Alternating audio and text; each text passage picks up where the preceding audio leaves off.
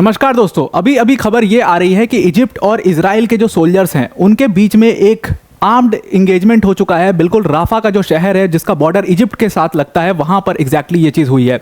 और ये घटना अभी अभी रिपोर्ट की गई है। यहाँ पर फर्स्ट पोस्ट का आप रिपोर्ट देख लोगे, उसके साथ साथ में बीबीसी ने भी कवर किया है। हालांकि अभी किसी भी अखबार ने या किसी भी न्यूज़ एजेंसी ने इस पूरी कंप्लीट जानकारी इस पूरे इंसिडेंट की नहीं दी है, ना ही ये पुख्ता सबूत है कि ये ऐसा कोई इंसिडेंट हुआ भी है।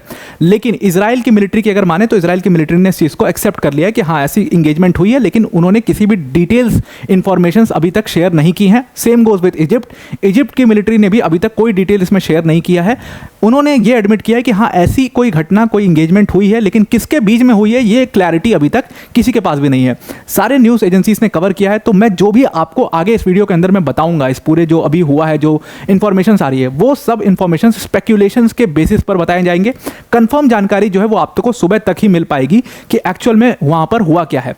अब देखो, अगर इन सारे न्यूज़पेपर्स की माने, हालांकि बीबीसी की मानो, फर्स्ट पोस्ट की मानो, अभी तक इन लोगों ने भी जितनी भी रिपोर्टिंग करी है इजराइल हमास से कॉन्फ्लिक्ट में, जो प्री रिपोर्टिंग भी इन लोगों ने की है वो अभी तक सही निकली है, जहां तक मेरी स्पेकुलेशंस हैं। तो आप इसको सत्य मान सकते हो इस पूरी घटना को, और कुछ हम रीजंस भी देखेंगे क्यों ये घटना सही हो सकती है। हम बयान जो इजराइल की मिलिट्री की तरफ से आए, जो इजिप्ट की मिलिट्री की तरफ से आए हैं, उन दोनों बयान को एनालाइज करके मैं आपको बताऊंगा क्यों ये घटना सत्य हो सकती है। नाउ अब इजिप्ट देखो, इजिप्ट ना एक बड़ा इंपॉर्टेंट पार्टनर था इस पूरे इजराइल हमास से कॉन्फ्लिक्ट के बीच में। क्यों इजिप्ट इंपॉर्टेंट था? क्योंकि इजिप्ट वो मेजर कंट्री थी जो कि इस पूरे कॉन्फ्लिक्ट में पीस टॉक्स को ब्रोकर करवाने की कोशिश कर रही थी।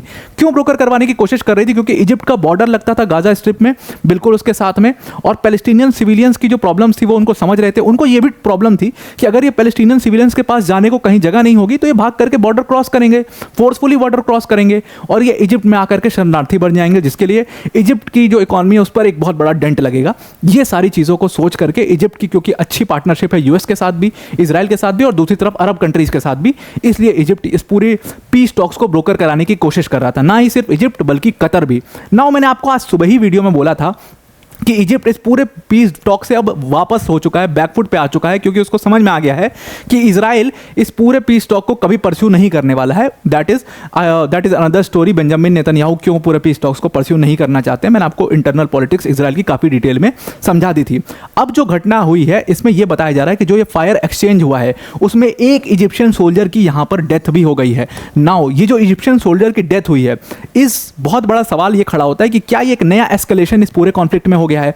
अगर ये नया एस्केलेशन है और इजिप्ट जैसी बड़ी कंट्री डायरेक्टली इन्वॉल्व हो जाती है तो बहुत डेडली टर्न ले लेगा ये पूरा इंसिडेंट। नाउ ईरान के साथ में जो इजराइल का अटैक हुआ था, वहां पर हमने देखा था, मैंने आपको एनालाइज करके बताया भी था कि ये कोई एस्केलेशन नहीं होगा, क्योंकि ईरान की जो इकोनॉमिक कंडीशन है वो हालात वैसे नहीं हैं। दूसरी तरफ इजराइल के भी हालात ठीक नहीं हैं, पॉलिटिकली काफ़ी इंस्टेबल हो गया है इजराइल, अभी आपस में काफ़ी लड़ाइयाँ हो चुकी हैं वहाँ पर, इसलिए अभी ये दोनों countries country to country war में बिल्कुल भी नहीं जाने वाले। हमास एक ऑर्गेनाइजेशन है, उससे वॉर समझ में आता है, लेकिन ईरान नहीं इन्वॉल्व होगा इस पूरी चीज़ में। Same goes with Egypt. अगर आप इजिप्ट को ध्यान से एनालाइज करोगे तो इजिप्ट वॉर में बिल्कुल जा सकता है। Now I am again retreating this कि इजिप्ट वॉर में बिल्कुल जा सकता है, क्योंकि इजिप्ट की जो सिचुएशन है, इजिप्ट का जो पूरा स्टैंड है इस पूरे मामले के ऊपर में, वो काफ़ी डिफेंसिव स्टैंड है उनका।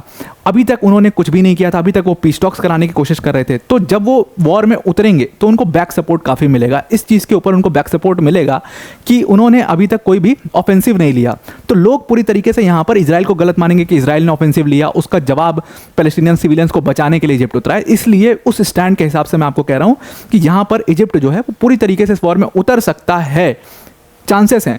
लेकिन अब बाय एंड लार्ज ऐसा मान के चलिए कि शायद कोई एस्केलेशन ना हो ऐसा, क्योंकि अभी तक एक सोल्जर जो इजिप्ट का मरा है नहीं मरा है उसकी कोई पुख्ता जानकारी अभी तक नहीं आई है। सब on the basis of speculation लोग कह रहे हैं। और ये घटना एग्जैक्टली जो इजिप्शियन बॉर्डर का जो राफा वाला पार्ट है, जो राफा सिटी है जहां पर मेजर पैलेस्टीनियन सिविलियंस शरण लिए हुए हैं, वहीं के बॉर्डर के पास ये घटना हुई है। अब अगर आप माने इजराइल के न्यूज़पेपर की, तो इजराइल का न्यूज़पेपर ये कहता है इस पूरे मामले में, देखो इजरायली फोर्सेस ये कहती है कि हाँ ऐसी एक घटना हुई है, किसके बीच में हुई है ये अभी जानकारी नहीं है, कंफर्मेशन कुछ भी नहीं है, तो वो कोई साफ शब्दों में चीज़ों को नहीं कह रहे हैं। तो इसलिए हमें वहाँ के न्यूज़पेपर को एनालाइज करना पड़ेगा। वहाँ का जो इजराइल का न्यूज़पेपर है उनका कहना ये है कि इजिप्शियन सोल्जर्स जो थे उन्होंने ओपन फायर कर दिया इजरायली सोल्जर्स के ऊपर, और उसका रिटेलिएशन किया इजरायली सोल्जर्स ने। और इसमें अभी तक बताया गया कि इजरायली सोल्जर्स, किसी भी इजरायली सोल्जर की इसमें कैजुअलिटी यहाँ पर नहीं हुई है। इजिप्शियन सोल्जर का बताया जा रहा है कि एक इजिप्शियन कैजुअलिटी हुई है, लेकिन वो भी इजराइल का न्यूज़पेपर वो क्लेम नहीं कर रहा है कि वो कैजुअलिटी हुई है, ये क्लेम इजिप्शियन न्यूज़पेपर्स कर रहे हैं, इजिप्शियन न्यूज़ मीडिया कर रहा है कि एक इजिप्शियन सोल्जर की उसमें डेथ हो गई है। अब ये सारी चीज़ें कब हुई हैं? ये सारी चीज़ें तब हुई हैं जब पीस टॉक्स जो है उसमें बिल्कुल एक ब्लॉकेड आ गया था। इजराइल के बेंजामिन नेतन्याहू ने बिल्कुल पीस टॉक्स को परस्यू करने से मना कर दिया था। उनको चाहिए था कि सबसे पहले हमारे जितने भी आपने हॉस्टेजेस रखे हैं उनको छोड़ो, सबसे पहले उनको छोड़ो, उसके बाद आगे कुछ भी बात होगी।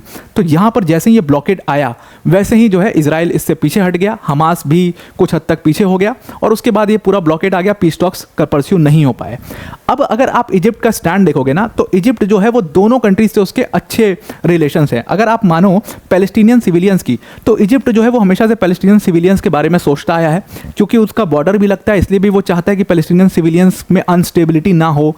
इवन जो इलेक्शंस हुए थे पैलेस्टीन के अंदर में, उसमें इजिप्ट का बहुत बड़ा हाथ था, काफ़ी सपोर्ट किया था इजिप्ट ने उन पूरे इलेक्शंस को, जिसमें फतह पार्टी का इलेक्शन हुआ था, फतह पार्टी, और फिर पैलेस्टीनियन अथॉरिटी की सरकार वहाँ बनी थी, प्रेसिडेंट चूज हुए थे। उन सब चीज़ों में इजिप्ट ने काफ़ी हेल्प किया था। दूसरी तरफ अगर आप दूसरे ब्लॉक से इजिप्ट के रिलेशंस देखोगे तो इजिप्ट के एकमात्र ऐसी अरब कंट्री थी, पहली अरब कंट्री थी जो कि 45 साल पहले, आज से 45 साल पहले, जिसने इजराइल के साथ में एक पीस डील साइन किया था। और ये एक बहुत बड़ी घटना थी उस टाइम की कि इजिप्ट जैसी कंट्री ने इजराइल को एज अ फ्रेंड एक्सेप्ट किया था और उसके साथ पीस डील साइन कर लिया था, जिसके बाद काफ़ी अरब कंट्रीज में शांति आ गई थी।